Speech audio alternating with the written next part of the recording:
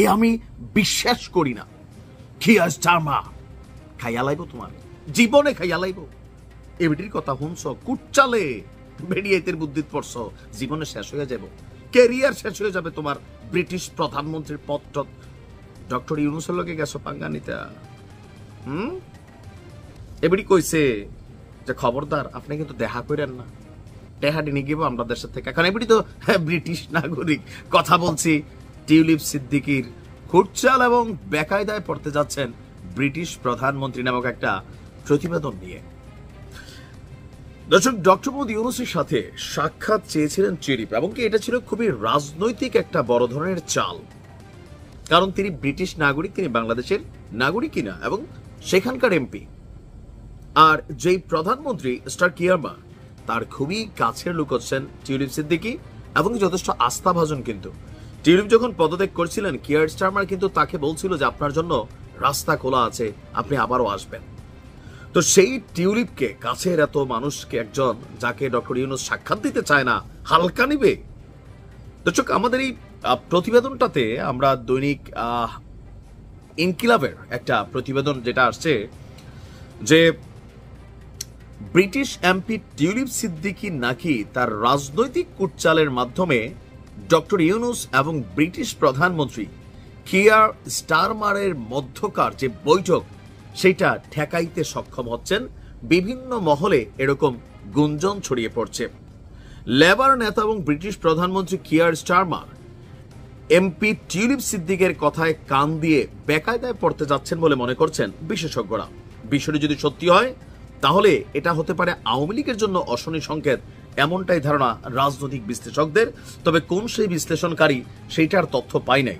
এখন এটা হইতে পারে, কেন হইতে পারে বললাম না, যে টিউলিপ সিদ্দিকীর বিরুদ্ধে যে অভিযোগ আনা হয়েছিল, তো সেই অভিযোগ আসার পরে তার বিরুদ্ধে কিন্তু যুক্তরাজ্যের সরকার তাদের মিনিস্ট্রি থেকে একটা ইনভেস্টিগেশনের জন্য তারা কিন্তু একটা টিম তৈরি করছিল। সেই টিমের ইয়াতে কিন্তু টিউলিপ সিদ্দিকী সম্ভবত পার পেয়ে গিয়েছিলেন। তারপরও তার বিরুদ্ধে যেহেতু একটা মানে রাশিয়ার সাথে, ওই যে আমাদের রূপপুর পারমাণবিক বিদ্যুৎ কেন্দ্র, কয়েকশো কোটি ডলারের রাশিয়া বাড়িটা নিয়ে কিন্তু সেই প্রতিষ্ঠানের বিরুদ্ধে মামলা দিছিল।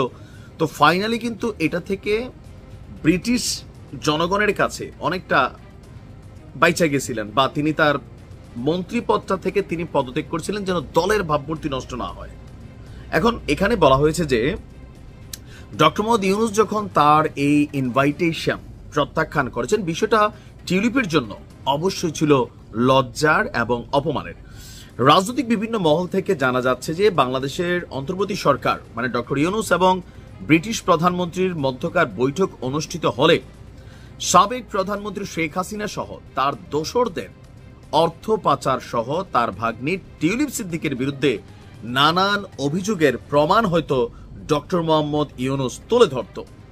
এছাড়াও ডক্টর মোহাম্মদ ইউনূস লন্ডনে আসার আগে তার সাথে দেখা করতে টিউলিপ যেই পত্র দিয়েছেন তার বিষয়েও ব্রিটিশ প্রধানমন্ত্রীকে অবহিত করেন, এবং তার সাথে দেখা করতে ডক্টর মোহাম্মদ ইউনূসের অনাগ্রহের কথা ব্রিটিশ প্রধানমন্ত্রীকে টিউলিপ জানা, যে দেখেন আমি ওনারে বললাম যে আপনি আসেন, আমার সাথে বসেন। এমনকি টিউলিপ কিন্তু কিছু অভিযোগ করছে যে দুদককে উনি মেইল করতেছে, দুদক রিপ্লাই করতেছে না, এবং কি তার আইনজীবীর এটা নিয়ে অনেক কথাবার্তাও বলছে। সো এখানে অনেকটা গোছালো অবস্থানে ছিল টিউলিপ সিদ্দিকী, নিজেকে নিজের জায়গাটাকে পরিষ্কার করার জন্য। ইভেন ডক্টর মোহাম্মদ ইউনূসকে যে প্রশংসা করছেন, এগুলা কিন্তু বিদেশিরা একভাবে নেয়। বাংলাদেশে তোমার অন্তরে কি, তোমার চেহারা দেখে তো বোঝা যায় এত ভালো ভালো না, কিন্তু বিদেশিরা দেখবেন খুব প্রশংসা করে। মানে আমার চেহারা ছবি ভালো না, কিন্তু কোরিয়াতে দেখতে বলে ওয়া মসজিদটা মানে ওয়াও অনেক সুন্দর। চিন্তা করছেন নি কি মুলাফাম মারে, তো বিদেশিরা মারে। ডক্টর ইউনূসকে দেওয়া যে চিঠিটা টিউলিপ সিদ্দিকীর, এটা আপনার কূটনৈতিক ভাবে খুবই গোছালো একটা চিঠি, যে আমি আমাকে ডিফেন্ড করতে চাই, আপনার সাথে বসতে চাই, আপনার দেশ থেকে আমার বিরুদ্ধে যে অভিযোগ আনা হয়েছে আমি এটাকে মানে ডিফেন্ড করতে চাই, এমন জায়গায় চিঠি পাঠান যেখানে আমি নেই। তো এই টোটাল জিনিসটা আপনার যেই জায়গায় নিয়ে গেছে, যে কিয়ার স্টারমার এবং ডক্টর মোহাম্মদ ইউনূসের এই বৈঠকটা ঠেকাতে সক্ষম হয়েছে।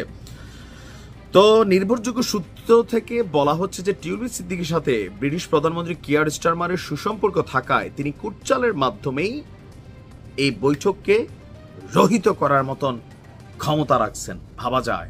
তাহলে ডক্টর মোহাম্মদ ইউনূসের কি বলছিল পুরো রিপোর্ট থেকে টিউলিপকে না বলাই ছিল ডক্টর মোহাম্মদ ইউনূসের সবচেয়ে বড় ভুল নাকি? এখন প্রতিবেদন তো প্রতিবেদনই, আর যদি এটা সত্য হয়ে থাকে তাহলে বুঝতে হবে টিউলিপের পাওয়ার কত। ভালো থাকুন, আসসালামু আলাইকুম।